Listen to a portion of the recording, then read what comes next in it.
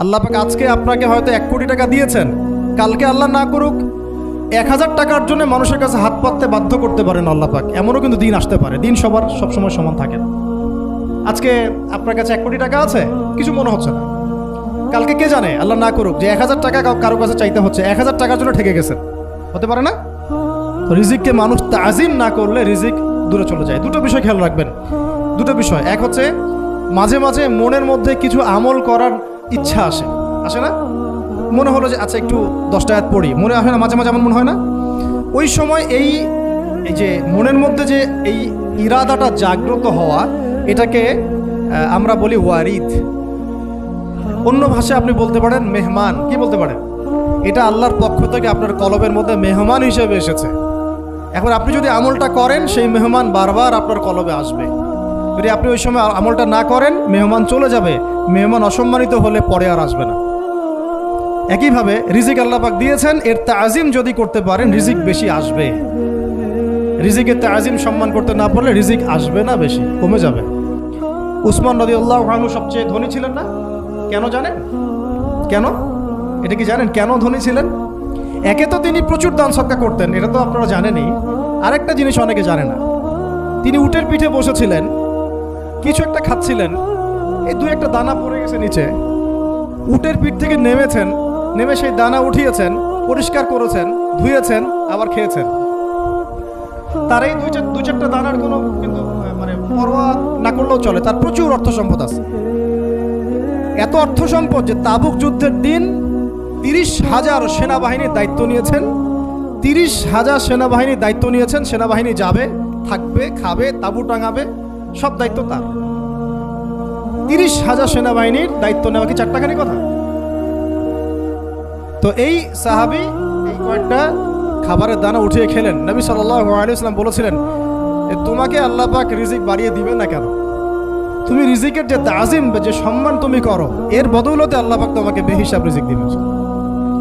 দুইটা বিষয় খেয়াল রাখবো।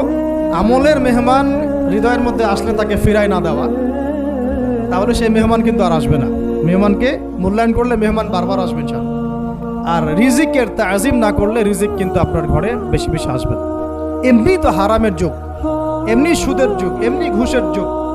অলমোস্ট এভরি ফ্যামিলি সুদখোর এখন, অলমোস্ট এভরি ফ্যামিলি। মেয়েরা স্পেশালি যারা শাশুড়ি টাইপের, আপনারা মাইন্ড করেন না, তাদের সাইকোলজি যে এতই নিচে নেমে গেছে এখন যে আমার মেয়ে জাহান্নামে যায় যাক, হ্যাঁ আমার মেয়ে জাহান্নামে যায় যাক, সমস্যা নাই, দুনিয়াতে সে যেন ভালো থাকে। এটা কেন বললাম? একটা সুদখোরের ঘরে তুলে দিতে সে দ্বিধাবোধ করতেছে না, একটা দুর্নীতিবাজের ঘরে তুলে দিতে দ্বিধাবোধ করতেছে না, একটা ঘুষখোরের ঘরে তুলতে দ্বিধাবোধ করতেছে না, একটা মানে কি বলবো মাদক সেবী, ড্রাগ এডিক্টেড বা এই যে আর কি বলবো ফাসেক জালেম, এই ধরনের ঘরে উঠাই দিতেও সে দ্বিধাবোধ করছে না। 5তলা বাড়ি চাই আমার মেয়ে 5তলা বাড়ি থেকে সুখে থাকবে। এই যে সুখের ডেফিনেশন এখানে দিয়েছেন আপনারা। এই জন্য কত হাজার হাজার মেয়ের জীবন নষ্ট করে দিয়েছেন আপনারা।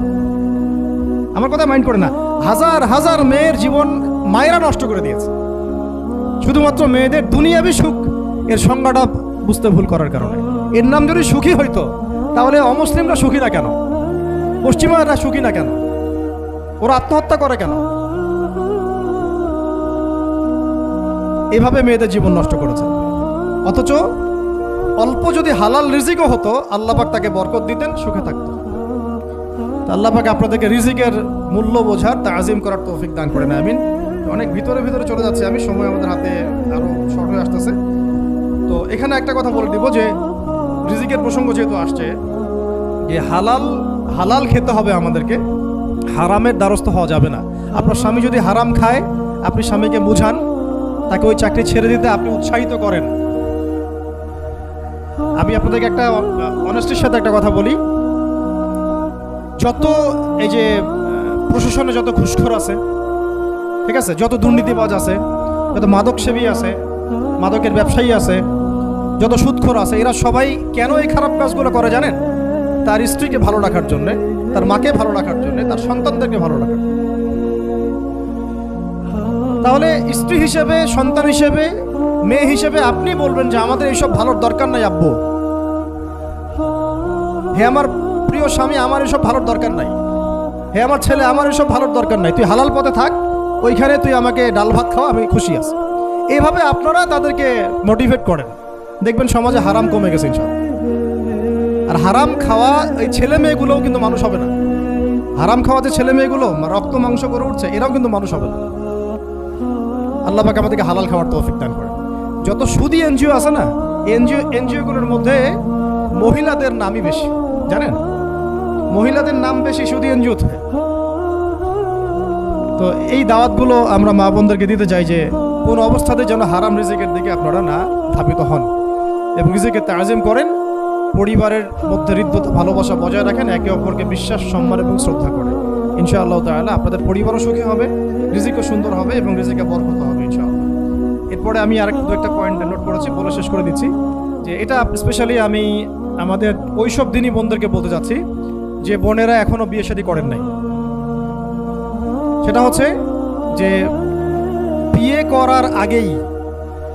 করার আগেই দিনের বেসিক লেখাপড়া শেষ করেন। এত পাগল হওয়ার দরকার নেই। চরিত্র হেফাজত হচ্ছে না, রোজা রাখেন, ঠিক আছে? দিনই পড়াশোনা আগে শেষ না করে বিয়ে করতে যায় না। বহু আলেমা যারা মাদ্রাসা লাইনের ছাত্রী ছিল, দিনই পড়াশোনা শেষ না করে বিয়ে পিড়িতে বসার কারণে কেরিয়ার ধ্বংস হয়ে গেছে।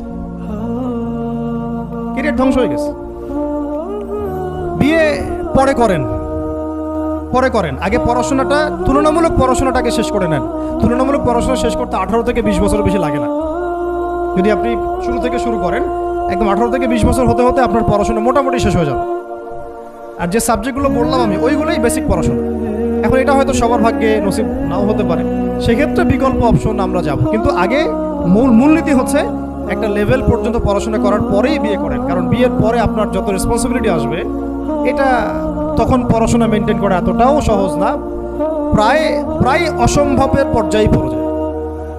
আর দু একটা বাচ্চা কাচ্চা হয়ে গেলে তো তখন আর কোনো কথাই নাই। তাহলে আপনারা কি আমাদেরকে আয়েশা রাদিয়াল্লাহু আনহার মতো একটা প্রজন্ম দিতে পারবেন না?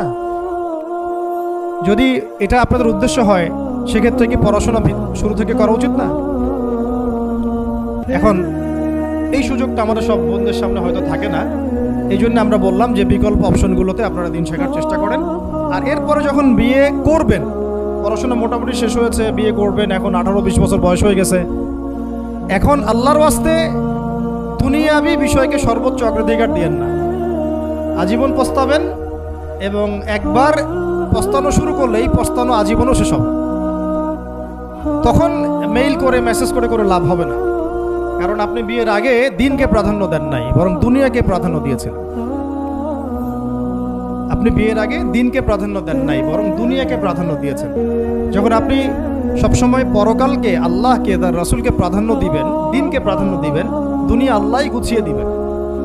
আর যখন আপনি দুনিয়াকে সর্বোচ্চ অগ্রাধিকার দিবেন, দিন আপনার কাছ থেকে দূরে সরে যাবে। দিনের একটা গায়রত আছে, একটা ব্যক্তিত্ব, দিনের একটা স্বতন্ত্র গায়রত আছে, সে সবার কাছে ধরা দেয় না। যে তাকে মূল্যায়ন করে তার কাছেই দিন আসে, যে তাকে মূল্যায়ন করে না তার কাছে দিন আসে না। দিনদার ছেলেকে প্রাধান্য না দিয়ে বিয়ে করতে যায় না, জীবনটা ধ্বংস হয়ে যায়। হ্যাঁ, আমি বলছি না দিনদার ছেলে মাদ্রাসাতেই থাকে না, ইঞ্জিনিয়ার লাইনেও থাকতে পারে, ডক্টরও হতে পারে, ইঞ্জিনিয়ারও হতে পারে, কিন্তু এটা বাহ্যিকভাবে এটাকে জাস্টিফাই করাটাও ডিফিকাল্ট।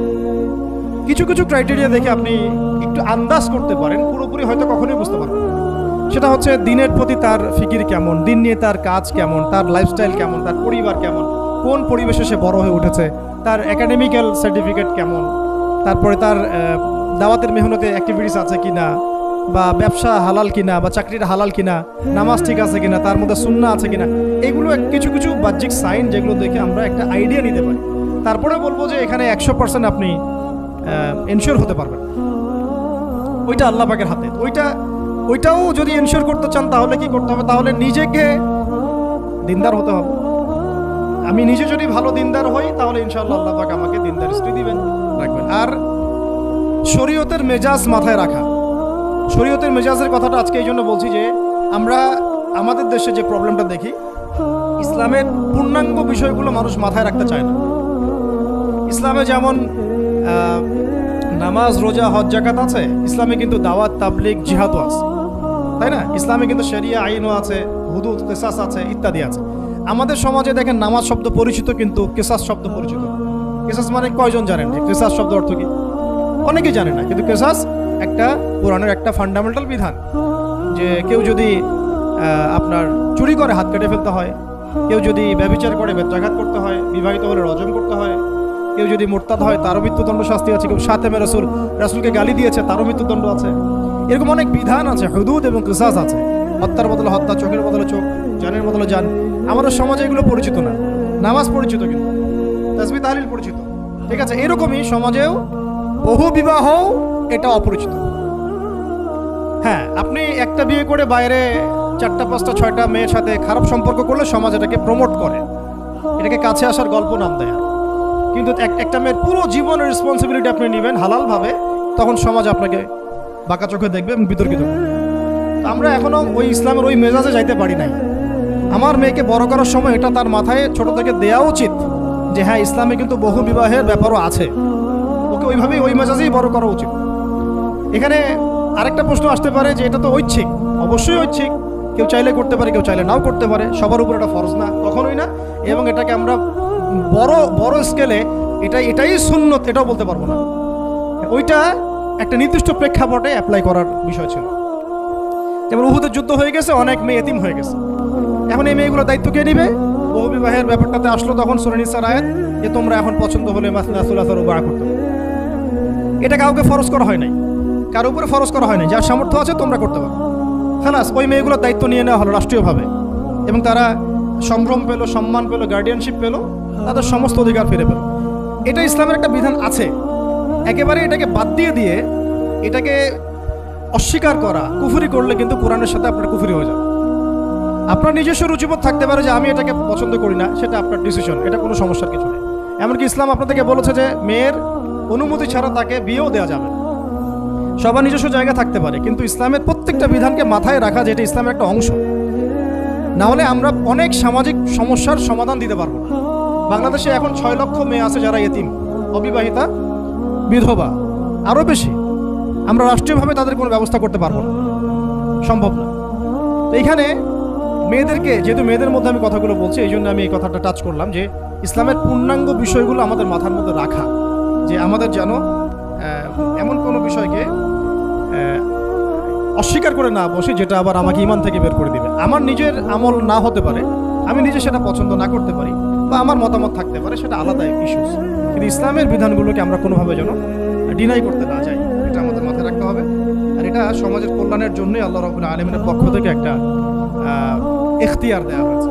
আর দুটা বিষয় বলে শেষ করে দিচ্ছি, সেটা হচ্ছে ওই যে ইলমের কথা বলেছিলাম শুরুতে, এর সাথে আমি আমার ব্যক্তিগত জীবন থেকে বলছি আর 3টা জিনিস ইলমের সাথে খুব বেশি কানেক্টেড, এটা মাথায় রাখবেন। একটা হচ্ছে আদব। একটা কি? আদব। আদব রক্ষা করতে না পারলে ইলম অর্জন করতে পারবেন না। তাই আদব রক্ষা করার জন্য আমাদেরকে ওই জেনারেল লাইনে পড়াশোনার মেজাজটা ত্যাগ করে আসতে হবে। আমরা ওইখানে যে মেজাজে পড়াশোনা করি, ওই মেজাজটা আমাদেরকে একটু কর্পোরেট হতে শেখায়। মানে আমি বেতন দিয়েছি 500 টাকা, আমি 500 টাকার ক্লাস পাইলাম না কেন, তাই না? মেজাজটা এরকম আর কি। অথচ এখানে ওস্তাদের দোয়া নেওয়ার জন্য আমাদেরকে সিরিয়ালে দাঁড়িয়ে থাকতে হবে। এটা হচ্ছে এই প্ল্যাটফর্ম, এটা হচ্ছে ওই অন্য জায়গা। এখানে একজন নবী হয়েও মুসা আলাইহিস সালাম যুগের পর যুগ হাঁটছেন এমন একজন ব্যক্তির সাক্ষাতের জন্য যিনি তার চেয়ে বেশি জ্ঞানী। তার নাম খিদর আলাইহিস সালাম, যিনি তাকে সাথে নিতে চাচ্ছেন না। তিনি বলছেন যে ইন্নাকা লান তাসতাতিআ মাইয়া সাবরা, তুমি তো আমার সাথে ধৈর্য ধরতে পারবে না। কিন্তু মুসা আলাইহিস সালাম তারপরও চললেন, বারবার প্রশ্ন করলেন, কিন্তু শেষ পর্যন্ত সম্পর্ক কিন্তু ছেদ হয়ে গেল। মনে আছে কি? হাদিস সূরা কাহফের কথা বলছি। তো এটা হচ্ছে এই ইলমের জায়গাটা এমন একটা ইলমের জায়গা যেখানে আদব রক্ষা না করলে ইলম পাওয়া যাবে না। একটা বিষয় হচ্ছে তাসকিয়া, ইলম অর্জন করে উস্তাদের কাছ থেকে দোয়া নেওয়া এবং আত্মশুদ্ধি অর্জন করা, মনের মধ্যে কোনো হিংসা না রাখা। আমাদের সবার এখন মনের মধ্যে যে হিংসা দিয়ে ভর্তি, হিংসাগুলোকে ছেড়ে দেন, মন বড় করে ফেলেন, আল্লাহর জন্য ছেড়ে দেন, হিংসা ত্যাগ করেন, গীবত করা বন্ধ করে দেন, অপবাদ দেয়া তো একেবারেই নিষেধ, পরশ্রী কাতরতা ছেড়ে দেন, মনটাকে একদম খালেস করে রাখেন।